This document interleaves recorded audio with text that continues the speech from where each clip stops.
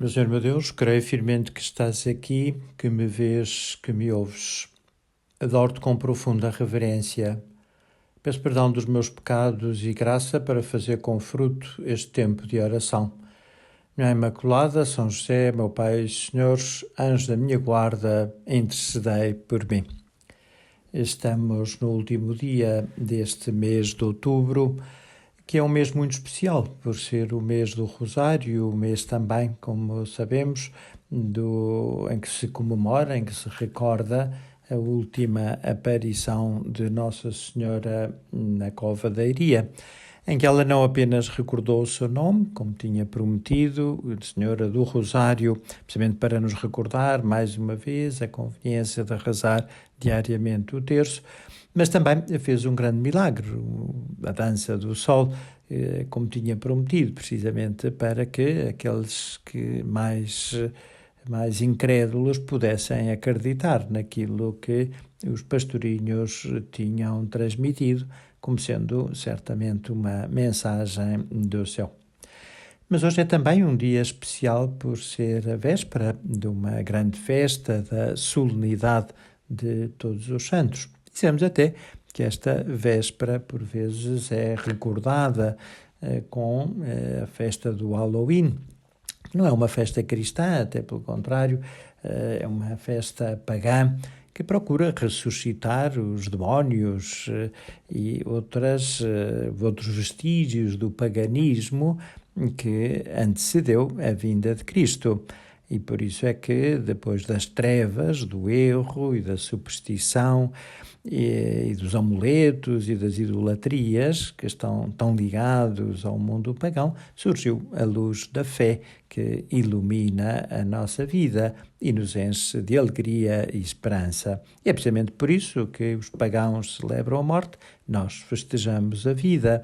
Os pagãos recordam as bruxas e os druidas e nós, pelo contrário, não é? Celebramos os santos, os grandes heróis da humanidade, aqueles que abriram o caminho que nos leva também a nós até Deus.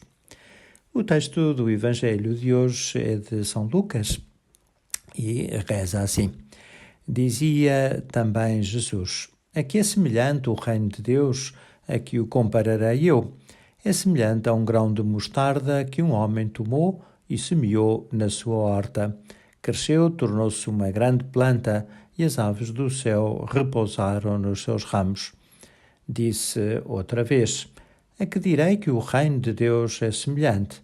É semelhante ao fermento que uma mulher tomou e misturou com 3 medidas de farinha, até que ficasse tudo levedado. São 2 muito breves parábolas de Nosso Senhor, a do grão de mostarda e a do fermento. Talvez 2 realidades que nós, que se calhar não temos grandes dotes culinários, não conhecemos tão bem. Eu confesso que nunca vi um grão de mostarda e, se o visse, também não o identificava, e também nunca vi o fermento, nem nunca o utilizei. Mas Nosso Senhor, através destas comparações, como era tão habitual ao seu modo de ensinar, quer chamar a nossa atenção para alguns aspectos que, esses sim, nos dizem mais diretamente respeito. Talvez o primeiro, do grão de mostarda, que é uma coisa pequenina, mas que dá lugar a um arbusto bastante grande, de tal forma até que diz: as aves do céu repousaram nos seus ramos. Portanto, tem suficiente força para aguentar o peso de uma ave. Talvez queira falar um pouco da nossa fé. A nossa fé começa por ser muito pequenina, é um grão de mostarda que é posto no nosso coração no dia do nosso batismo, mas é necessário que essa fé cresça, é necessário que essa fé se fortaleça, é necessário que esta fé resista também às aves do céu, precisamente para que se possa afirmar e possa ser um lugar de abrigo para tantas pessoas que procuram na nossa fé algum consolo. E por isso também é importante que nós procuremos que cresça a fé, que cresça a esperança, que cresça a caridade, E como são virtudes teologais, não podemos fazer crescer por força humana, não é graças à nossa inteligência, nem sequer à nossa vontade. É graças a Deus que essas virtudes podem efetivamente crescer em nós. Por isso seria muito bom pedir a Nosso Senhor que aumente a nossa fé, que aumente a nossa esperança, que faça para que seja cada vez maior a nossa caridade.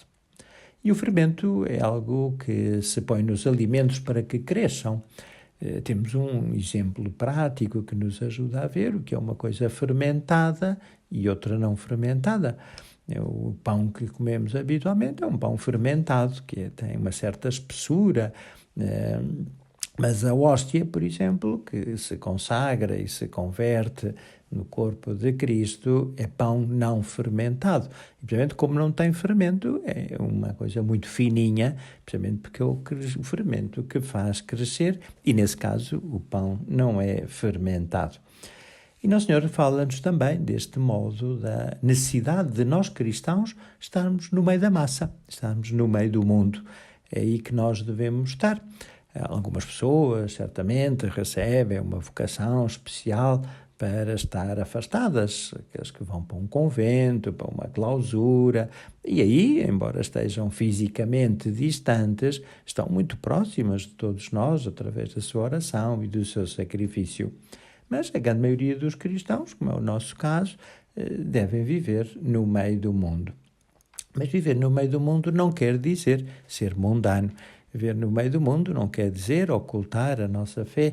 Viver no meio do mundo não quer dizer esconder as nossas convicções. É disso também que o Senhor nos fala quando diz que nós somos o sal da terra, mas se o sal não serve para dar sabor aos alimentos, não serve para nada. E então deve ser espezinhado, deve ser desprezado.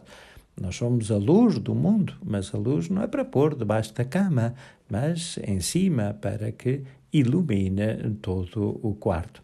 Isso quer dizer que no ambiente onde nós estamos, no sítio que é o nosso, devemos dar sabor cristão a todas as coisas e devemos procurar também iluminar com a luz da nossa fé aqueles que estão à nossa volta. Isso não quer dizer sermos aquela pessoa amassadora que está sempre a dar critérios e sempre a repetir o catecismo ou sempre a acusar os outros de pecados. Claro que não, isso seria até um mau exemplo.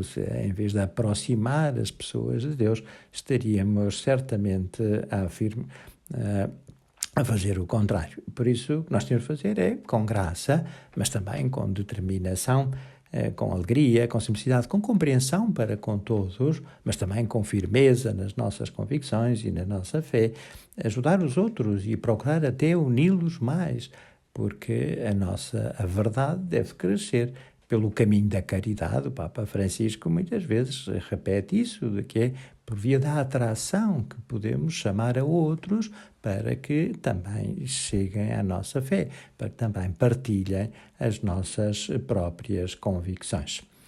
E hoje, por ser efetivamente a véspera do dia de Todos os Santos, como sabes, é uma festa tão importante que não só é feriado civil, mas é também dia de missa, e por isso vamos agradecer ao Senhor todos os santos que já estão no céu, e são muito mais do que aqueles que nós conhecemos. Nós só conhecemos uma pequena parte, uma ponta do iceberg, que são aqueles que foram beatificados ou canonizados pela Igreja, mas são muitos mais, milhões e milhões que já estão no céu.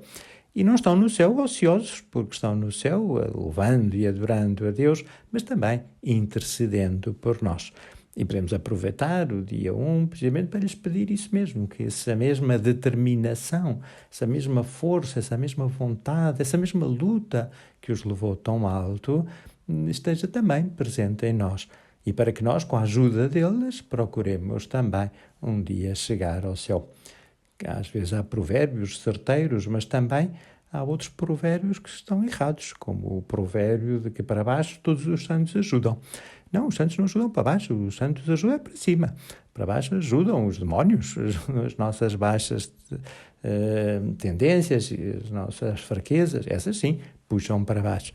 Mas, para o céu, contamos com a ajuda de todos os santos e, sobretudo, daquela que é a Rainha dos Santos, Nossa Senhora.